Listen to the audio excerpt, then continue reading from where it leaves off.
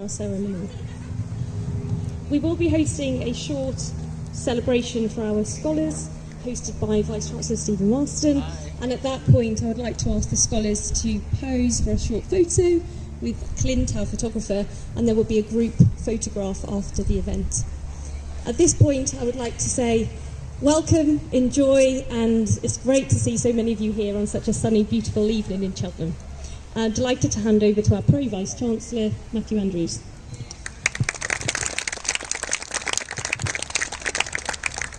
Thank you, Christy, and I really just want to add my welcome today. It's fantastic to see you here on such beautiful weather, making the most of this wonderful campus that we have. You make a fantastic contribution to the university, and I am really pleased that internationalisation is part of my portfolio. I look forward to talking with you. I'll be hanging around. So that's all I'm going to say. Thank you very much. Congratulations. And I'm going to hand over now to Stephen Marston, Vice-Chancellor. Hello everybody, thank you very much indeed for coming today. It's a huge pleasure to be able to have this International Students Reception here on the campus on such a great day. I don't know what your image was of the university when you were first trawling websites, but this is probably Cheltenham and England at its best, so I think you've managed to come on a great day, and I hope you're really enjoying it. Really, I just wanted to say congratulations and a big thank you to all of you as our international students. We're expecting about 90 of our international students, hopefully, to attend today from 20 countries around the world. And it's an opportunity on behalf of the university just to say thank you to all of you for the contribution that you make to the university. Firstly, thank you for choosing us. I'm very conscious that all of you as international students will have had many choices that you could have made. I'm sure you spent quite a lot of time trawling websites of universities all around the world before deciding where you really wanted to go. And you chose us, and we're very conscious that puts a particular responsibility on us to repay your hopes and your ambitions and your dreams when you first decided, right, well, I'll go to University of Gloucestershire. Thank you for putting that confidence in us. We were pleased recently to get the results of a survey of international students. It's called the International Student Barometer. It collected the views of over 90,000 students, international students around the world, attending 96 different universities, including 17 in the UK.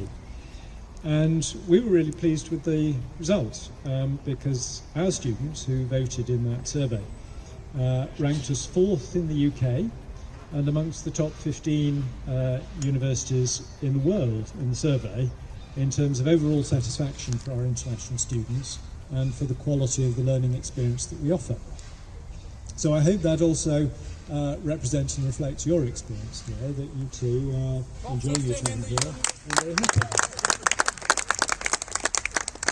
I'd kind of also like to say thank you for your courage, which may sound like a rather odd word to use, but even in normal pre-COVID times, the decision to apply to go to university in another country is, I think, a brave thing to do. Most of us choose to go to university in our own country, but you didn't. You chose to go to a different country for your university education. And that carries with it a whole bundle of further stress and change and challenge to decide to go to university in another country. You're leaving everything that's familiar to you in your family, culture, society, even language in many cases. And as well as settling into a new university, which is stressful enough in its own right, you're finding your way around a new city, a new country, a new culture, having to do so very often in a new language. I think that's brave. I really think that's brave for all of you to have made that decision that you wanted to go off and do that. So congratulations. And of course the COVID pandemic made all of that even more complicated than it would be in normal circumstances. We're very conscious here that getting a visa to come to the UK is quite a challenge at the best of times. But when you combine that with PCR tests and LFD tests and passenger locator forms and PP2 face masks, cancellation of flights, closure of borders, everything else that COVID has thrown at us. It all kind of added to the challenge that you were facing and the challenge that you rose to. And then, of course, many of you will have been facing particular stresses and anxieties and strains about your own family and your own friends back home and what was happening to them as a result of the pandemic. Again, I just wanted to say congratulations. I think you have done something remarkable here, really, in terms of your courage and your commitment in these particular circumstances of COVID to still decide to go ahead, apply to study internationally and come to this country and this university. I also feel that you are exemplars of something that is really important, in the sense that what COVID has done in many cases is shrink the world. We've all retreated behind our own national boundaries. Quite a lot of countries for quite a long time said, right, no one can come in. It's fragmented us. It's made us sort of close in our own societies and our own countries. And all of that, I think, is a huge shame. And as we come out of COVID and lockdown, we're going to have to regain those habits of wanting to get out to understand the rest of the world, wanting to see the rest of the world, to learn from others, to meet others, to develop new connections and partnerships and friendships and understanding around the world. You are a hugely important group of people because you're still doing that. And we will have to relearn some of these habits, I think, as we come out of COVID, to understand the pleasure as well as the challenge, the rewards of wanting to go out beyond our own national boundaries and our own cultures and our own ways of doing things and immerse yourself in something different to make new friends, new partnerships, new connections, build your own understanding. So I think all of you are doing something really important that is an exemplar to all of us. So thank you. One feature of today's event, looking particularly to the group of students out in the chairs, is that we are going to award certificates to our international scholarship students.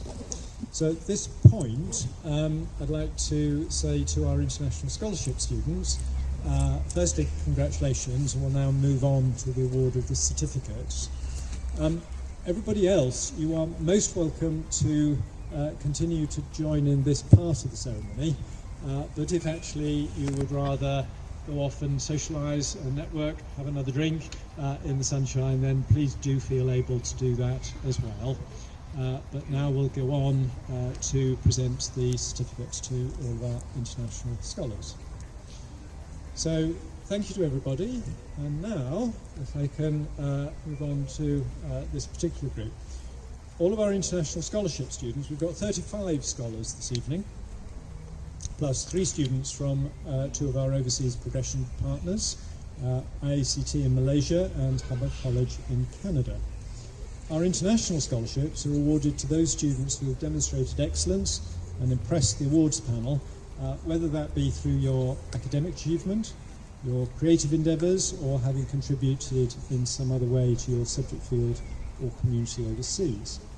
Now, the way this is going to work is that over here, Carla has a number of framed certificates. I'm going to present the certificates to each scholar in order, going A to Z by surname. So when you're called, please do come up here so that I can give you your certificate and we can take a photo. The logistics of taking the photo are that we stand over here so that we don't have the photos cluttered up with that, and we will then have the photo taken. We're going to do the same thing as we did in graduations, that conscious that in COVID times many people think it's not a terribly good idea to shake hands a lot. We will not shake hands, but we will bow if you would like to bow. So, that's what we'll do.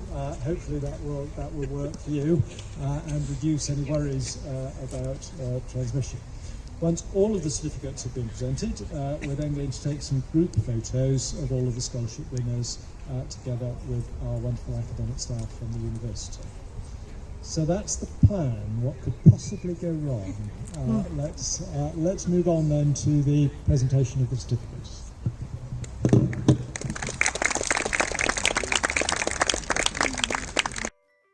Okay, now friends, what you have to do after watching my videos, you should have to subscribe to Engineer Nahid Shahzad YouTube channel and follow me at www.nahidshahzad.blogspot.com. Thank you so much for watching my video. Bye bye.